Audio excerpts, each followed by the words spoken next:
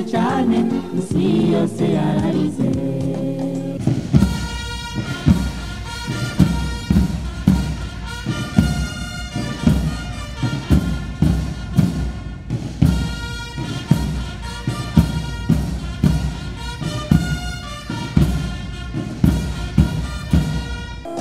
Kayini yishe Abeli, Imani iramuvuma, abishe Melikiyo n'abana ba Kayini baramwishe nabi cane nk'abayuda bishe Yesu. Oya si abantu nabi cane irazi kw'isi yose. Nagaye Melikiyo ntituzopfa tumwibagiye, abamwishe barihenze cyane isi yose yararize.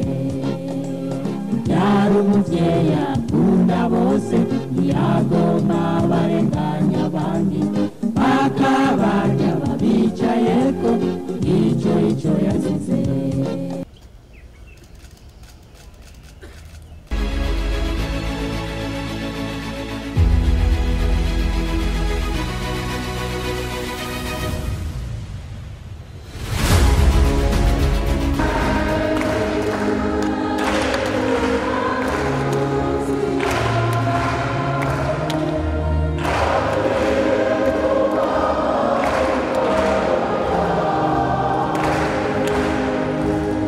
Ko rero dusangiye ugupfa n'ugukira, tuvyemera tutavyemera, kuri iyi si twese turi bamagiriranire.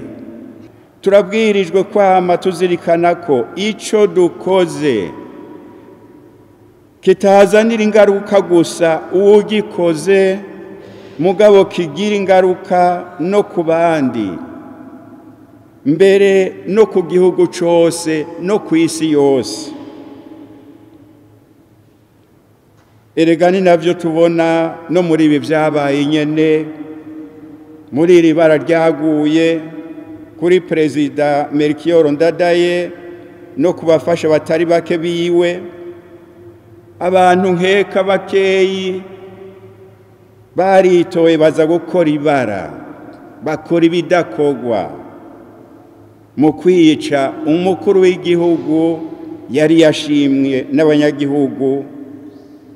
Inkurikizi murabona ntizabaye gusa kuri bo, ngumbure bamwe mbere nta n'inkurikizi bararonka, ariko igihugu cose caciye kigwa mu kaga.